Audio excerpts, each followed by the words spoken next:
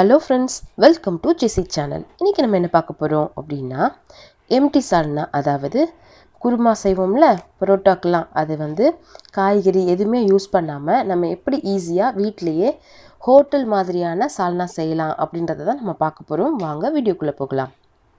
First அதுக்கு என்னென்ன தேவையான பொருட்கள் அப்படின்றத பார்த்துடலாம். கடலைப்பருப்பு 2 ஸ்பூன், உளுந்து 2 ஸ்பூன், பொட்டுக்கடலை அதாவது உடைச்ச கடலை 2 ஸ்பூன், சோம்பு 1 ஸ்பூன், மிளகு 1 ஸ்பூன், பட்டை 2 இன்ச்சு சைஸில் எடுத்திருக்கேன், கிராம்பு 5 கிராம்பு. இந்த சால்னாக்கு நம்ம குழம்பு மிளகாய்த்தூள் தான் சேர்க்க போகிறோம். குழம்பு மிளகாய்த்தூள் இது வீட்டிலே அரைச்சது. ஆல்ரெடி ஜெசி சேனலில் வீடியோ அப்லோட் பண்ணியிருக்கேன். குழம்பு மிளகாய்த்தூள் எப்படி நம்ம வீட்டிலே அரைக்கிறது அப்படின்றத கண்டிப்பாக போய் நீங்கள் டிஸ்கிரிப்ஷனில் பார்த்துக்கலாம் உங்களுக்கு வேணும்னா.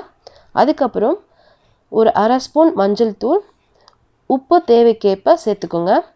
பூண்டு 6லேருந்து 7 பல் பூண்டு எடுத்துக்கோங்க, தோல் உரித்தது.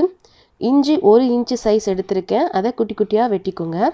வெங்காயம் 2, தக்காளி 3 தக்காளி, அதாவது மீடியம் சைஸில் இருந்ததுன்னா 3 தக்காளி எடுத்துக்கோங்க, ரொம்ப பெருசாக இருந்ததுன்னா 2 போதும். தேங்காய் 3 பத்தை இல்லைனா 4 பத்தை எடுத்துக்கோங்க, அதாவது ஒரு தேங்காயில் 1/4 வாசி தேங்காய் எடுத்துக்கோங்க. அதுக்கப்புறம் புதினாவும் கொத்தமல்லியும் சேர்த்து ஒரு கைப்பிடி. அடுத்தது நம்ம கடைசியாக தாளிக்கிறதுக்கு நம்ம என்னெல்லாம் யூஸ் பண்ணணும் அப்படின்னா, ஒரு பிரியாணி இலையை 2ஆக பிச்சு வச்சுக்கோங்க. அதுக்கப்புறம் சின்ன வெங்காயம் 6லேருந்து 7 சின்ன வெங்காயத்தை எடுத்து குட்டி குட்டியாக கட் பண்ணி வச்சுக்கோங்க. அப்புறம் ஒரு இனுக்கு கருவேப்பிலை, அப்புறம் கலருக்காக காஷ்மீரி சில்லி பவுடர் 1 ஸ்பூன் சேர்த்துருக்கோம். அவ்வளோதாங்க தேவையான பொருட்கள். வாங்க நம்ம எப்படி செய்கிறது அப்படின்றத பார்க்கலாம். ஃபர்ஸ்ட் ஒரு பேன் வச்சுக்கோங்க. அந்த பேனில் ஒரு 2 ஸ்பூன் எண்ணெய் சேர்த்துக்கோங்க. என்ன குக்கிங் ஆயில் நீங்கள் யூஸ் பண்ணுறீங்களோ அதுவே நீங்கள் சேர்த்துக்கலாம். அதில் நம்ம எடுத்து வச்சுருக்க கடலைப்பருப்பு, உளுந்து, பொட்டுக்கடலை, சோம்பு, மிளகு, பட்டை, கிராம்பு இது எல்லாத்தையுமே ஒன்றா சேர்த்துக்கோங்க எண்ணெயில்.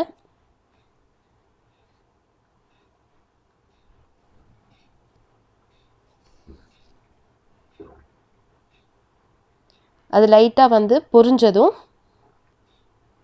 அதில் எடுத்து வச்சுருக்க பூண்டு, இஞ்சி, வெங்காயம், தக்காளி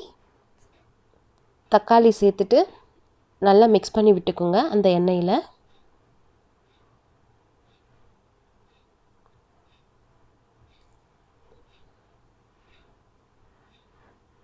இப்போ நம்ம எடுத்து வச்சுருக்க புதினாவும் கொத்தமல்லியும் ஒரு கைப்பிடி சொன்னல, அதில் கொஞ்சம் கொஞ்சம் எடுத்து போட்டுக்கோங்க. ஏன்னா நம்ம கடைசியில் இறக்கும் போதும் கொஞ்சம் கொத்தமல்லியும் புதினாவும் போட்டு இறக்குவோம், அதனால் கொஞ்சம் கொஞ்சம் மீதி வச்சுக்கோங்க. அதையும் போட்டுட்டு நல்லா அந்த எண்ணெயில் வதங்க விடுங்க.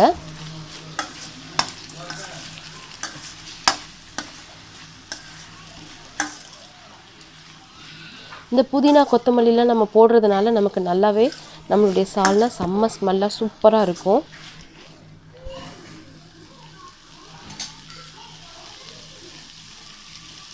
இப்போ நம்ம கட் பண்ணி வச்சுருக்க தேங்காவையும் உள்ளே போட்டு நல்லா வதக்கிக்குங்க.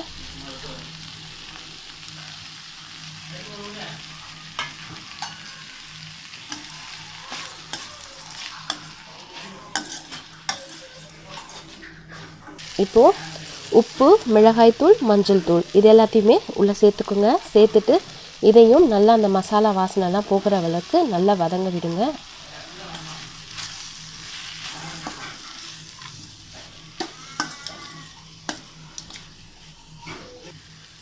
இப்போது இது அடி பிடிக்காமல் இருக்கிறதுக்கு ஒரு அரை கப் தண்ணி சேர்த்துட்டு அந்த தண்ணியை நல்லா மிக்ஸ் பண்ணி விட்ருங்க.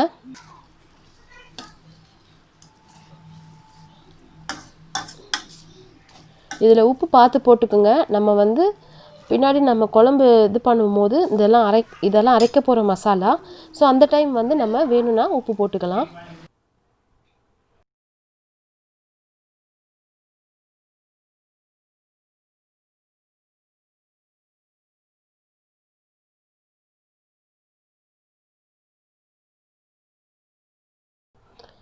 இப்போது பாருங்கள், ஓரளவுக்கு அந்த தண்ணி நம்ம ஊற்றின தண்ணி எல்லாமே வத்திருச்சு. இப்போது மசாலாவில் இருக்க அந்த பச்சை ஸ்மெல்லும் போயிருக்கும். ஓகே, இப்போ நம்ம மசாலா வந்து வதக்கி வச்சாச்சு. அதை நல்லா ஆற விட்டுருங்க. நல்லா ஆறினதுக்கு பிறகு ஒரு மிக்ஸி ஜாரில் இதை ட்ரான்ஸ்ஃபர் பண்ணிவிட்டு நல்லா மைய அரைச்சிக்குங்க. வேணும்னும் போது தண்ணி சேர்த்துக்கிட்டு நல்லா அரைச்சிக்குங்க.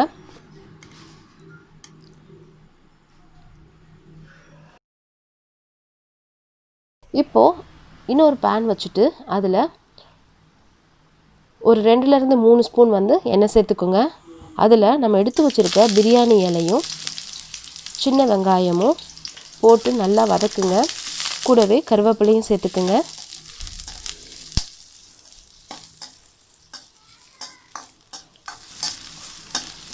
நம்ம தாளிக்கெல்லாம் செய்வோம்ல, அதே மாதிரி தான் வெங்காயம் கொஞ்சம் நல்லா வதங்க விடுங்க எண்ணெயில். வெங்காயம் ஓரளவுக்கு ப்ரௌன் கலரில் மாறிடுச்சு. இந்த டைமில் வந்து நம்ம அரைச்சி வச்சுருக்க மசாலாவை எல்லாத்தையும் சேர்த்துக்கோங்க. உள்ள மசாலாவை சேர்த்துட்டு நல்லா அந்த எண்ணெயில் மறுபடியும் வதங்க விடுங்க. ஒரு 2லேருந்து 3 நிமிஷம் அப்படியே நல்லா அந்த எண்ணெயிலே வந்து வதங்க விடுங்க. அதுக்கப்புறம் நமக்கு சால்னா எவ்வளோ தண்ணியாக வேணுமோ அந்த அளவுக்கு நம்ம தண்ணி சேர்த்துக்கலாம். நாங்கள் இன்றைக்கி கொஞ்சம் திக்காக தான் செய்கிறோம். உங்களுக்கு எந்த கன்சிஸ்டன்சியில் வேணுமோ அந்த அளவுக்கு நீங்கள் தண்ணி சேர்த்துக்கோங்க. இப்போ தண்ணியெல்லாம் நமக்கு தேவையான அளவு சேர்த்துட்டிங்கல்ல, இந்த டைமில் நம்ம என்ன பண்ணணும்னா எடுத்து வச்சுருக்க காஷ்மீரி சில்லி பவுடர் இருக்குல்ல, அதை வந்து உள்ளே மிக்ஸ் பண்ணிக்கோங்க. நல்லா கட்டிப்படாத படிக்க நல்லா கலக்கி விட்டுக்குங்க. இப்போது அதை வந்து நல்லா கொதிக்க விடுங்க. குழம்ப கொஞ்சம் நேரம் கொதிக்க விட்டிங்கன்னா இந்த சைடில் எண்ணெய்லாம் வந்து அந்த குழம்பை விட்டு பிரிஞ்சு வரும். இதுதான் கரெக்டான கன்சிஸ்டன்சி. நம்மளுடைய குழம்பு ரெடி ஆயிடுச்சு அப்படின்னு அர்த்தம். அப்போது கடைசியில் அந்த டைமில் நம்ம என்ன பண்ணிக்கணும்னா எடுத்து வச்சுருக்க புதினாவையும் கொத்தமல்லியும் உள்ளே சேர்த்து ஒரு கலரிட்டு ஆஃப் பண்ணிட்டா நம்மளுடைய எம்டி சால்னா ரெடி ஆயிடுச்சு. இது வந்து பரோட்டா, சப்பாத்தி எல்லாத்துக்குமே ரொம்ப டேஸ்ட்டாக இருக்கும். ஓகே, கண்டிப்பாக நீங்கள் இந்த எம்டி சால்னாவை வீட்டில் ட்ரை பண்ணி பார்த்துட்டு உங்களுக்கு எப்படி வந்தது அப்படின்றத எங்களுக்கு கமெண்ட் பண்ணுங்கள். இந்த வீடியோ உங்களுக்கு பிடிச்சிருந்தது அப்படின்னா லைக் பண்ணுங்கள், ஷேர் பண்ணுங்கள். இன்னும் சப்ஸ்கிரைப் பண்ணாமல் இருந்தீங்கன்னா ஜெசி சேனலுக்கு சப்ஸ்கிரைப் பண்ணுங்கள். கூடவே இருக்கிற பெல் பட்டனையும் ப்ரெஸ் பண்ணிக்கோங்க. அப்போ தான் நாங்கள் போடுற ஒவ்வொரு வீடியோஸையும் நீங்கள் மிஸ் பண்ணாமல் பார்க்கலாம். தேங்க்ஸ் ஃபார் வாட்சிங் ஃப்ரெண்ட்ஸ்.